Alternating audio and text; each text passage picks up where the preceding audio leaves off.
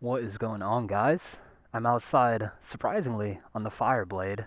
S1K is getting some work done cosmetically, so we're outside on the fire blade. But I got kind of a rough video for you guys today.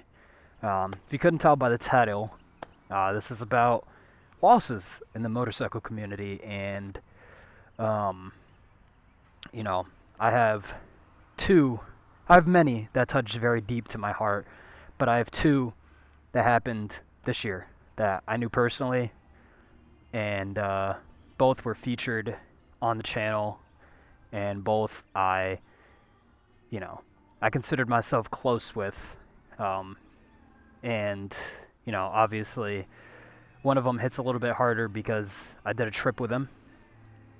And what's going on, brother? And I wasn't on the best terms with him when he passed, and I think that's what hits me pretty hard about it, is being on bad terms with somebody when they pass. And it's the first time that has ever happened to me, and it's the first time I lost somebody that was pretty close with me, that I made a lot of memories with. So yeah, I'm gonna hop on the road, and we're gonna go over. I know I'm starting at a gas station, but we're gonna go over to my favorite gas station. It's where all the bike meets happen at. And we're just gonna talk about this. I'm gonna sit in front of the camera, and I'm gonna lay it all out, because it does hit me hard. But let's hop on the bike. I know it says I need gas, but I'll be able to make it to the gas station that I want to fill up at. Gas price is crazy, brother. Almost $4 a gallon. Oh, this bike. It's been a long time since this bike has been on the channel, man. Taylor mostly rides it now.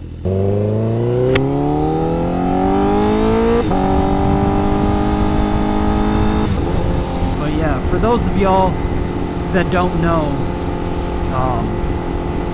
my friend, I should say my old friend, I'm not going to sit here and pretend and be pretentious in front of a camera. I was not on good terms when he passed away. And it breaks me on the inside, but the person that passed away, his name is Matt. And for those of y'all that don't remember, he was part of one of my Dallas series, Ghost X Quiet. And Matt was a very, very, very close friend of mine for about a year of my life. I met him, I want to say in 2025 is when I met him. Actually, 2 weeks after I got arrested, if I'm not mistaken, I met Matt for the first time, and we rode together.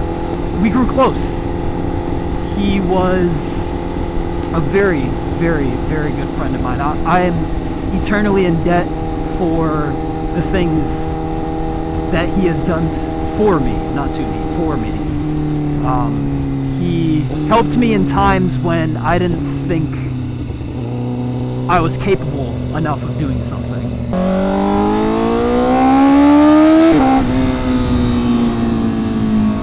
So that's Matt. Another friend of mine that passed away, he went by the People's Champ on Instagram, Denzel.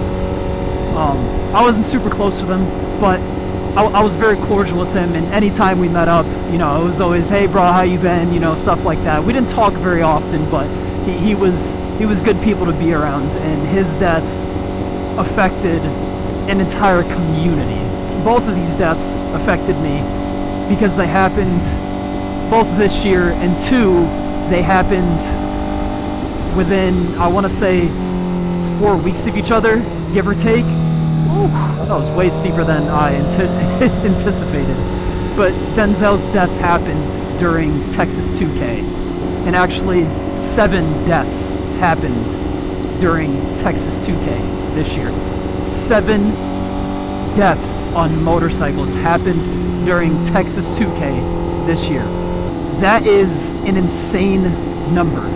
That is the highest number I have ever seen in my time of being on a motorcycle. 7 people died during a weekend event, mind you, a weekend event. 7 people died.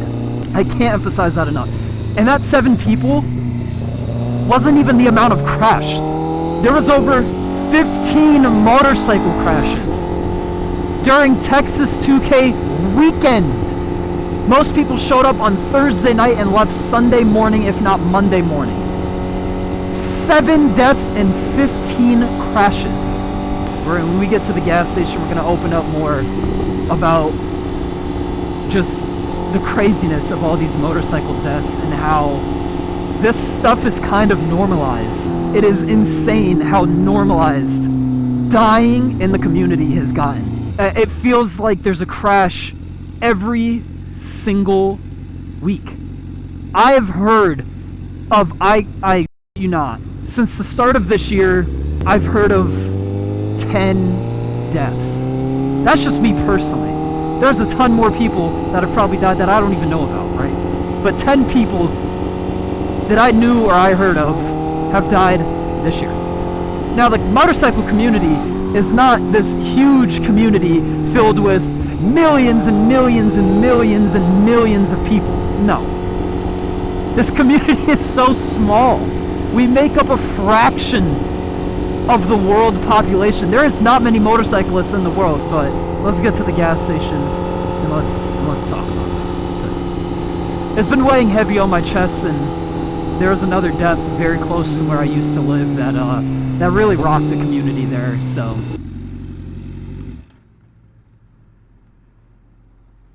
So before I get into my rant, I just want to highlight Matt's death in particular, because he was a part of my channel for a good portion of a year, and his death affected me in a way that I didn't expect, because it's the first time that this sort of thing really happened to me. Now, I've had a lot of people in and around me, not in and around me, that's the wrong way to put it, but I've had a lot of people around me pass away on motorcycles and to high-speed crashes specifically. Mostly all of my friends have died to high-speed crashes, but Matt's in particular hurt me because we weren't on the best of terms when he passed away. And it hurts more knowing we will never be able to change that.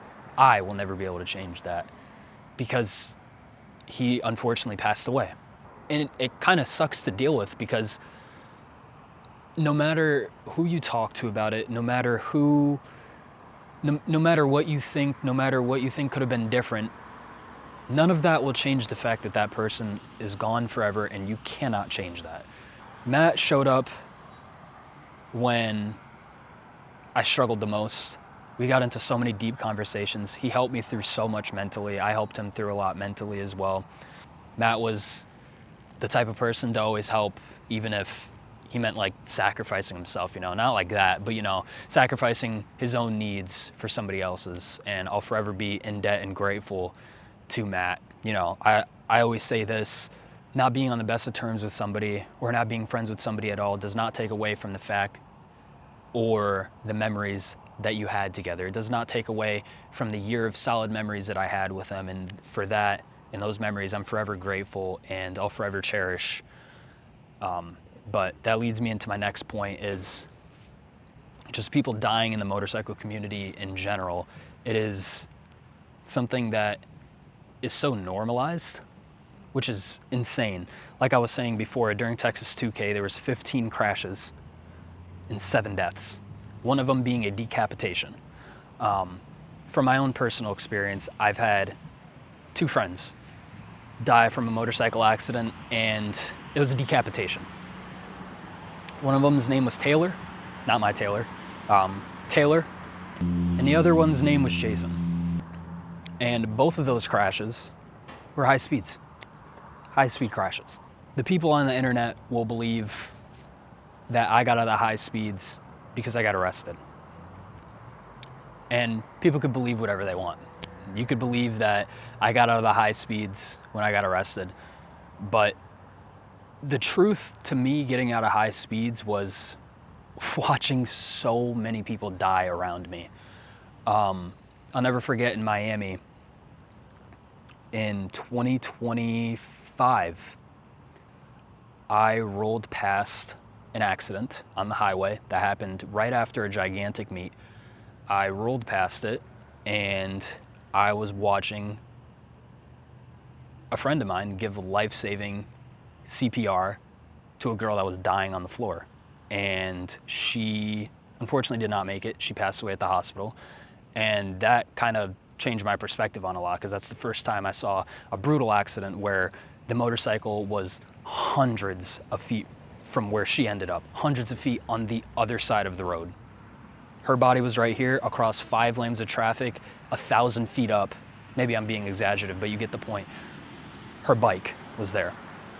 And it's just the amount of deaths in this community, it makes me sick to my stomach. So the reason I got out of the fast-paced stuff is, one, I'm tired of being the influence for people that want to get into motorcycles, and the sole reason they're getting into motorcycles is to go fast on their motorcycles, because more times than not, most of the deaths in this community are people that are young, and 2, are on bikes that they should never have been on to begin with, going way too fast for their skill level. And I can't help but think that I was the influence for that, and I was. Because there's so many times people would hit me up in my DMs or be in the comments like, yo, you're the reason I'm getting into motorcycles. I want to go fast on the highway like you. This looks so fun, blah, blah, blah, this and that. And hey, listen, it's fun. It's good adrenaline-inducing behavior. And to be honest, I'll never forget any of the fast rides that I went on with the homies, where you dap each other up at the end, like, yo, bro, did you see how many close calls you had? Yo, bro, that car, that gap closed, and I didn't think you were gonna be, dude, that was so sick. And it's just like, I laugh about it because it's funny that those situations are so normalized, having a close call or having a gap close and your friend couldn't make it and they had the squeezer on the breakdown lane, otherwise they would have died or crashed. It was fun, but the risk just isn't worth it. And I'm tired of watching people die around me. I had another close friend of mine, Danny, got into a really bad motorcycle accident on his Harley. It's the Harley that I rode on my channel, the only Harley I will ever ride. And he almost died. And then, I want to say 2 weeks later, my other boy from back home, Izzy, he crashed. I mean, he didn't almost die, but he crashed. And so many people, it just, in my head, I'm like, that's 2 more friends that I could have lost. But at what point do you stop going fast and realize it's not worth it? Because everyone around you is dying. And the more friends you get in this community, the more people that die around you. It's just been weighing very heavy on me, specifically Matt's death, a lot. Because I'll never be able to tell him how I truly felt, and I'll never be able to make up with him, ever. Ever. 2 other deaths that really hit me hard are Jason and the People's Champ, Denzel. Because both of these people, I shook their hands before they died, right before they died. Jason, I dapped him up. He was on someone else's bike. He was gonna have so much fun. He was hooting and hollering, oh, I'm gonna have so much fun. I switched bikes, y'all. I've never ridden this bike before, blah, blah, blah. 30 minutes later, I get a call. He's dead, decapitated. Denzel, I dapped him up at the meet. Later that night, he died. He didn't die later that night, but he got into a almost fatal accident that eventually took his life at the hospital. But he died. He got into that crash a few hours after that meet. It's crazy how fast life can change and how fast you can go from having a great time to, holy, one of my homies is gone forever. And you can't, there's no way of getting that back. Another one was Taylor, not my Taylor, another Taylor, Ninja Tay, out in Florida. It was the first year I started riding. It's actually somebody that I looked up to. You know, turned in to somebody that I looked up to somebody that I talk to on a regular basis. And I'll never forget the night that I got the text, because I was texting her the night before. She was at a motorcycle meet with a ton of people. I was giving her advice about something and she never responded. That night, she went on a high-paced motorcycle ride and she died at 160 miles per hour. She was on this side, rider was on this side, car was in the middle on the highway. They went like this, they collided. She went that way, he went that way, whatever happened, I wasn't there, but she died. That hit me hard because I got the call at 3 o'clock in the morning. My phone was blowing up, I was waking up for work.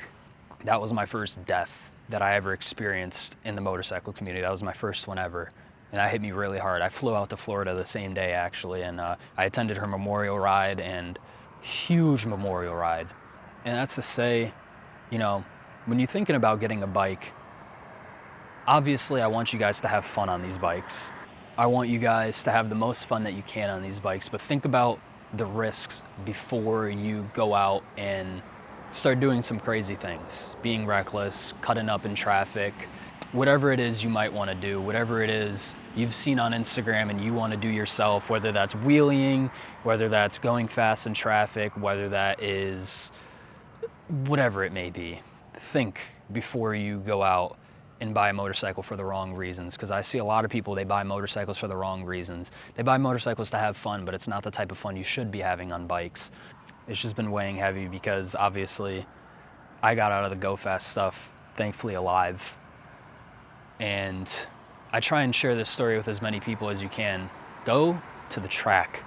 I always recommend track to newer riders specifically because it'll teach you life-saving skills that the MSF course just doesn't teach. The MSF course teaches you the basics, but the track will teach you trail braking, because not a lot of people understand that you can hit a corner and you could be braking. You can be braking in a corner. That's not to say you should slam on the brakes when you're midway through a corner, you're gonna crash. But you can brake while you're in a corner. But the MSF course doesn't teach you that. They actually refrain you away from braking while in a corner. Don't buy a bike for the wrong reasons. Don't buy a bike because you saw me or various other people doing 160 miles per hour through traffic. Don't even think that you can do that within the first 6 months of you being on a motorcycle. You absolutely can, don't get me wrong. But the chances of you dying are right here. It's sky high, dude. How I didn't die in my time of doing these things, even before I did my track days, is astounding. I was such an unskilled rider before my track days, genuinely. The track saved my life.